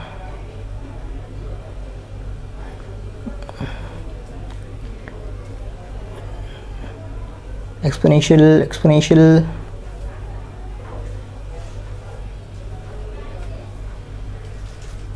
ठीक है, एक एक्सपोनेंशियल वाला लेते हैं हम। तो यहाँ पे क्वेश्चन है, क्वेश्चन नंबर 4 में 6 में एक क्वेश्चन पूछा है एक्सपोनेंशियल का। आपके क्वेश्चन बैंक में क्या बोला है, I = integration of e⁻x 1/x - 1/x²। अच्छा, ये क्वेश्चन ना बहुत सिंपल सा है, दिखने में आपको लग रहा है कि बहुत वो होगा, एक्सपोनेंशियल वाला आ गया है, ब्रैकेट में एक 1/x है, उसके आगे भी एक नीचे है, फ्रैक्शन में है। फ्रैक्शन वाला क्वेश्चन देखते ही आप डर जाते हो, बट ये बहुत इजी होता है, उसके लिए ट्रिक्स होते हैं। अभी ट्रिक्स क्या है एक्सपोनेंशियल वाले का, जब कभी भी आपको एक्सपोनेंशियल वाला क्वेश्चन देता है इंटीग्रेशन में, तो उसके लिए एक सिंपल सा फॉर्मूला है। 2 फॉर्मूला एक्चुअली होते हैं एक्सपोनेंशियल वाले। एक, अगर इंटीग्रेशन ऑफ e⁻x कोई ब्रैकेट खुल जाता है और फंक्शन के आगे उसका फंक्शन का डेरिवेटिव दिखता है, क्या बोलता हूं मैं, कोई एक्सपोनेंशियल फंक्शन है, आगे ब्रैकेट है, ब्रैकेट के अंदर कोई फंक्शन है, फंक्शन का डेरिवेटिव सामने दिखता है, तो उसका आंसर आता है e⁻x f(x) dx + c। बहुत इजी है, अगर ध्यान दोगे ना, अगर तो बाहर e⁻x है, जरूर है, आगे कोई एक फंक्शन होना चाहिए, कोई भी फंक्शन मतलब क्या, जो बाहर वेरिएबल दिख रहा है वही वेरिएबल वाला कोई तो टर्म होना चाहिए। क्या दिख रहा है, हाँ दिख रहा है 1/x का डेरिवेटिव क्या होता है पता है आपको, मैंने बताया था, क्या है 1/x का डेरिवेटिव होता है -1/x²। देखो सामने ही दिख रहा है उसके, मतलब ये तो एक्चुअली मैं इसको ऐसे भी लिख सकता हूँ ना, e⁻x ब्रैकेट में 1/x plus under bracket 1 - x²। अगर मैं 1/x का फंक्शन अज्यूम करूं तो ये तो मेरा डेरिवेटिव बन जाता है, यानी कि मेरा आंसर क्या आ जाएगा, e⁻f(x), और f(x) क्या है, 1/x है, तो सिंपली आंसर क्या आता है मेरा, e⁻x f(x), सॉरी यानी कि 1/x, और प्लस c लगा देना है। रीजन के तौर पे आपको ये वाला फॉर्मूला दिखा देना है, मतलब बहुत इजी था। एक्सपोनेंशियल का क्वेश्चन आया तो फिर फटाक से कर सकते हो आप, ठीक है। तो चलिए अब क्या करते हैं, इंटीग्रेशन बाय पार्ट्स वाला एक क्वेश्चन ले लेते हैं, जो कि u∗v, जैसे आपने डेरिवेटिव में किया था कि पहले वाले फंक्शन को निकाल के दूसरे फंक्शन को डेरिवेट करते थे, फिर दूसरे वाले फंक्शन को निकाल के पहले वाले फंक्शन को डेरिवेट करते थे। इंटीग्रेशन में अभी तक हम लोग ने देखा नहीं, लेकिन आप देखेंगे। तो इंटीग्रेशन बाय पार्ट्स, ठीक है, इंटीग्रेशन बाय पार्ट्स ये रहा।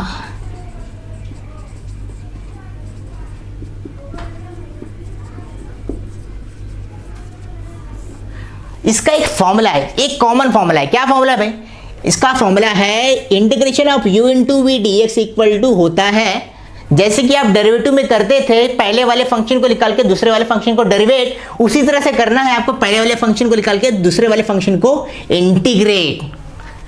फिर आप प्लस साइन लिखते थे क्योंकि वो क्या था, डेरिवेटिव था। इंटीग्रेशन है तो यहाँ पे आप साइन माइनस लिखोगे, ठीक है। अब यहाँ पे बात अलग आ जाती है। आप अभी तक एक बार इंटीग्रेट करते थे, आपने डेरिवेटिव में 2 बार डेरिवेट भी किया, तो भाई 2 बार इंटीग्रेट भी कर लो। तो यहाँ पे आपको करना है एक बड़ा सा इंटीग्रेशन बनाना है, एक बड़ा सा इंटीग्रेशन। क्यों बड़ा सा इंटीग्रेशन? क्योंकि इस इंटीग्रेशन के अंदर भी एक इंटीग्रेशन बैठा हुआ है। कैसे? du by dx, integration of v dx, इसके बाहर एक dx। तो ये फॉर्मूला कुछ इस तरह से है। क्या? पहले फंक्शन को निकालो, सेकंड फंक्शन को इंटीग्रेट करो, माइनस एक बड़ा सा इंटीग्रेशन बनाना, पहले वाले फंक्शन को डेरिवेट करते हुए दिखाओ, सेकंड वाले फंक्शन को इंटीग्रेट करते हुए दिखाओ, और इस टोटल पार्ट को आपको क्या करना है? इंटीग्रेट करना है। ठीक है, तो यही पार्ट करना है। दिखने में फॉर्मूला डिफिकल्ट लगता है, लेकिन एक बार क्वेश्चन कर लिया ना तो इधर फिट बैठ जाएगा। ठीक है, तो एक क्वेश्चन ले लेते हैं जो कि ऑलरेडी पूछा जा चुका है आपको बोर्ड एग्जाम में। एक क्वेश्चन ले लेते हैं,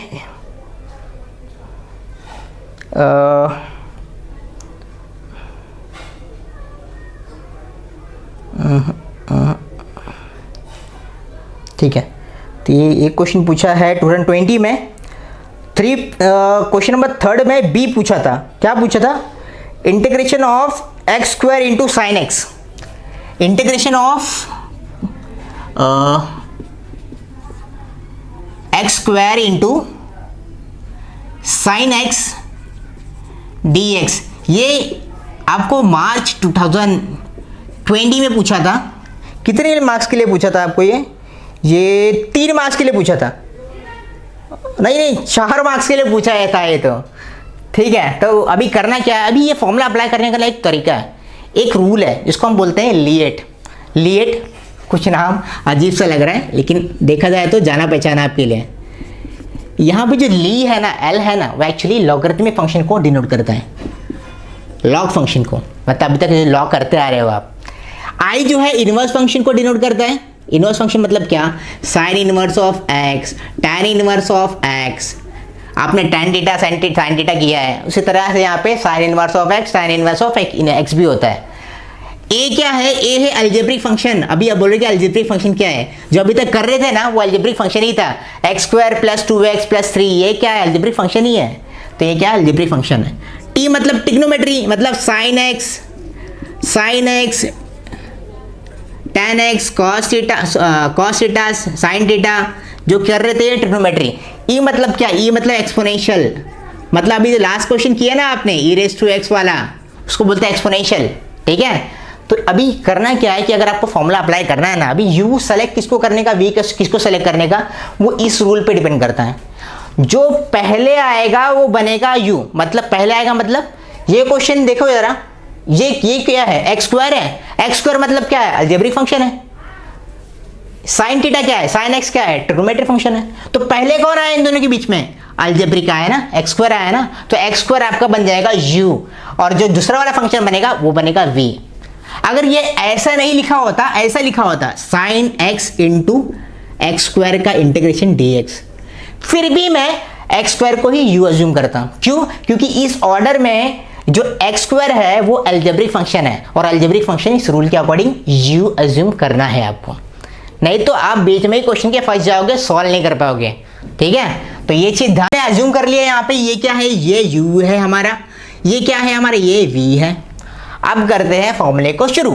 क्या बोलता है फॉर्मूला? फॉर्मूला बोलता है u को निकाल दो। u कौन है भाई? यहाँ पे u है एक्स स्क्वायर को निकाल दो और v को इंटीग्रेट करते हुए दिखाओ,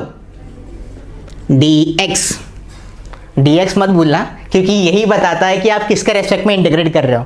फिर एक माइनस करके एक बड़ा सा इंटीग्रेशन बना देना, फिर एक ब्रैकेट ओपन कर देना और पहले वाले फंक्शन का डेरिवेट करते हुए दिखा देना, मतलब डेरिवेटिव ऑफ एक्स स्क्वायर, फिर उसके बाद इंटीग्रेशन ओपन कर देना, और ये जो इंटीग्रेशन किया है आपने पहले, उसी को आपको वापस दिखाना है, फिर ब्रैकेट क्लोज करके dx लिखना है।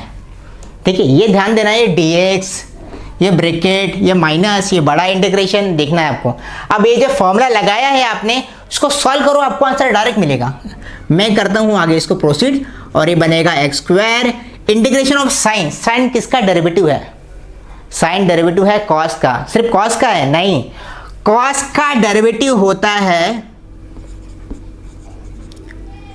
माइनस साइन एक्स, यानी कि अगर ये माइनस में हटाकर यहां लिख दूं, यहां पे तो भी मीनिंग सेम ही है ना, राइट। मतलब माइनस कॉस एक्स का डेरिवेटिव साइन एक्स होता है, यानी कि साइन एक्स का इंटीग्रेशन माइनस कॉस एक्स होता है। मतलब मैं यहां क्या लिखूंगा, माइनस कॉस एक्स, फिर बड़ा सा इंटीग्रेशन ओपन, एक्स स्क्वायर का डेरिवेटिव क्या होता है, अरे बच्चे को भी पता है कितना क्या होता है, 2x है ना। इसका इंटीग्रेशन अरे यहीं तो निकाला है, माइनस कॉस एक्स, ये देखो यहां निकाल दिया, और इसके बाहर एक dx है ना। थोड़ा सिंप्लीफाई कर लेते हैं, ये माइनस है, बाहर बाहर माइनस माइनस प्लस हो जाएगा, तो ये हो जाएगा, ये माइनस बाहर आएगा, minus x square cos x minus minus minus plus 2x into cos x dx। अभी देखोगे ना यहाँ पे तो फिर से कुछ हो गया, क्या हो गया, x जो है cos x के साथ में एक डॉट लिखा हुआ है, मतलब मल्टीप्लाई में, मतलब फिर से क्या हो गया, फंक्शन के बीच में मल्टीप्लाई हो गया। अब मल्टीप्लाई फिर से हुआ है तो फिर से आपको यही फॉर्मूला लगाना पड़ेगा। तो एक्चुअली फॉर्मूला करता क्या है, फॉर्मूला क्या करता है, पावर को डिक्रीज करता है, किसके, u के पावर को। जब u का पावर डिक्रीज हो जाता है ना तो हमारा आंसर आ जाता है। तो अब ये 2, इसका पावर क्या था, 2 था, अभी पावर कितना है, 1 है, मतलब नेक्स्ट टाइम जब इंटीग्रेट करूंगा तो पावर इसका 0 हो जाएगा और हमारा आंसर आ जाएगा। तो मैं करता हूँ इसको इंटीग्रेट, ये 2 अगर मैं इसको पहले लिख दूँ तो भी मीनिंग सेम है। अभी फिर से अगर देखो तो ये अलजेब्रिक है, ये ट्रिग्नोमेट्री है, तो ये मेरा बन जाएगा u और ये मेरा बन जाएगा v, राइट। ठीक है, आगे बढ़ते हैं। तो minus x square cos x same ही रखना है, प्लस 2 टाइम्स ऑफ, बाहर निकालना है। अभी फिर से ये फॉर्मूला लगाना है, क्या बोल रहे हैं, एक बड़ा करली ब्रैकेट ओपन कर लो, u को बाहर निकालना है, u को बाहर निकाल के v को इंटीग्रेट करते हुए दिखाना है, माइनस बड़ा इंटीग्रेशन u को डेरिवेट करते हुए दिखाना है, और v को इंटीग्रेट, यहां जो इंटीग्रेट किया है ना उसी को वापस एक बार लिख दो, और इसके बाहर एक dx लिख दो। सिंपल था, है ना। थोड़ा और आगे प्रोसीड करते हैं। Minus x square cos x plus 2 times of, करली ब्रैकेट ओपन कर दो, x को बाहर निकाल दिया, cos का cos किसका इंटीग्रेशन है, साइन का, तो साइन लिखूंगा मैं यहां पे, माइनस इंटीग्रेशन ऑफ, ओके बड़ा सा इंटीग्रेशन, x का derivative with respect to x 1, तो मैं 1 लिखूंगा, और integration of cos x, cos x किसका इंटीग्रेशन है, यहां पर ही निकाला है अभी, क्या है, sin x है, ठीक है। इसके बाहर एक dx, और आगे जाते हैं, करली ब्रैकेट को क्लोज कर दूं, यहां पे क्लोज नहीं किया, ओके। फिर minus x square cos x plus 2 times of integration x साइन x माइनस, अभी इंटीग्रेशन जाएगा साइन के पास, साइन किसका डेरिवेटिव है, कॉस का, नहीं माइनस कॉस का, क्यों, अभी थोड़ी देर पहले ही किया है, देखो है ना। तो यहां क्या आ जाएगा, माइनस कॉस x, ठीक है। तो ये हो जाएगा करली ब्रैकेट क्लोज, और इंटीग्रेशन कंप्लीट हुआ ना तो प्लस सी लगा देने का, यहाँ पे आपने इंटीग्रेशन किया है ना तो आपको प्लस सी लगाना है, ठीक है। Next minus x square cos x plus, अभी 2 अंदर जाएगा तो 2x साइन x बन जाएगा, और ये माइनस माइनस प्लस, ये 2 अंदर जाएगा, बन जाएगा 2 cos x प्लस c। अच्छा ये पार्ट क्या हो गया हमारा, ये पार्ट बन गया हमारा i, और क्या निकालना था अपने को, यही निकाला था, ठीक है, इजी था। तो आपको पार्ट्स पे, अगर आपको इंटीग्रेशन में पार्ट्स करने हैं तो आपको यही करना है, जब आप इंटीग्रेट करोगे ना तो ये जो u का पावर है ना डिक्रीज हो जाएगा, और एक टाइम ऐसा हो जाएगा कि वो 1 बन जाएगा या फिर वो 0 हो जाएगा, और उसके बाद आपका आंसर आ जाएगा। तो पार्ट्स में आपको यही करना है। और देखा जाए तो और भी क्वेश्चन दिए हैं, आपको बता दूँ,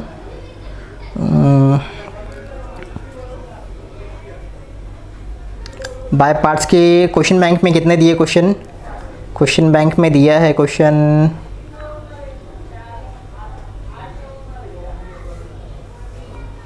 where it is integration by parts,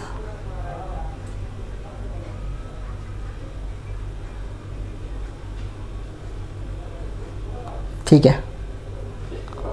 हाँ, क्वेश्चन नंबर 5 में सेकंड दिया है क्वेश्चन, क्या दिया, integration of x³ into e raise to power में एक्स का स्क्वायर डी एक्स। इस तरह से क्वेश्चन दिया है, सेम करना है आपको। वहाँ पे अलजेब्रिक फंक्शन एक्स स्क्वायर है जैसे कि यहाँ पे था, और वहाँ पे ट्रिग्नोमेट्रिक यहाँ पे एक्सपोनेंशियल फंक्शन दिया है, तो सेम एक्स स्क्वायर वहाँ पे यू होगा, ई रेस टू एक्स स्क्वायर आपका वी होगा, और इस तरह से आपको बाय पार्ट्स करना है, सॉल्व कर देना है। और एक और पार्ट है आपका जो लास्ट एक्सरसाइज में पूछा जाता है, लास्ट एक्सरसाइज में आपका पूछा जाता है partial fraction. Okay, partial fraction है, ठीक है।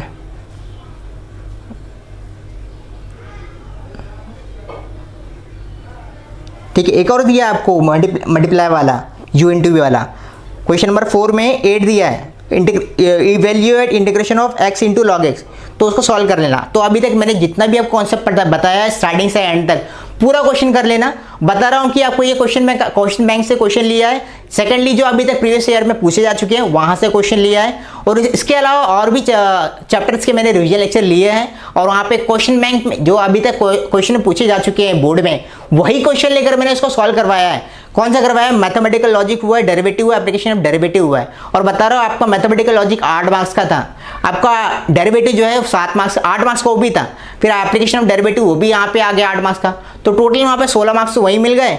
आपका मैथमेटिकल लॉजिक का 8 मार्क्स मिल गया, इंटीग्रेशन अभी 7 मार्क्स का है, और बता रहा हूँ आपको डेफिनेट इंटीग्रेशन आ गया ना, ये जो हम लोगों ने किया अभी ये 7 मार्क्स का आ गया ना, तो आपको इनडेफिनेट, आपको जो आगे वाला चैप्टर है ना डेफिनेट इंटीग्रेशन वाला, उसका भी आपको 5 मार्क्स मिल जाएगा। बहुत ईजी है, बस उसके अंदर क्या होता है कि आपको सी नहीं लगाना पड़ता, वहाँ पे आपको वैल्यू पता होती है कि कहाँ से कहाँ तक आपको इंटीग्रेट करना है, बस आपको वहाँ पे x की वैल्यू डालनी पड़ती है। सेम कॉन्सेप्ट है, अगर आपको आगे वाला पार्ट करना है ना डेफिनेट इंटीग्रेशन या फिर एप्लीकेशन ऑफ इंटीग्रेशन, तो ये चैप्टर तो आना ही चाहिए।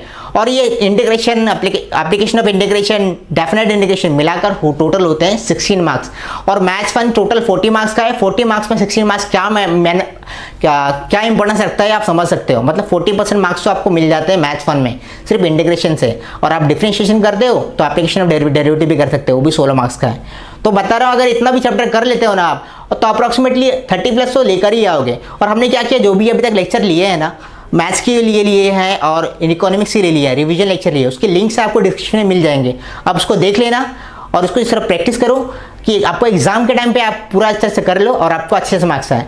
तो नेक्स्ट रिवीजन लेक्चर में हम डेफिनेट इंटीग्रेशन देखेंगे, वो भी देख लेना। तो नेक्स्ट वीडियो मिलते हैं, थैंक यू।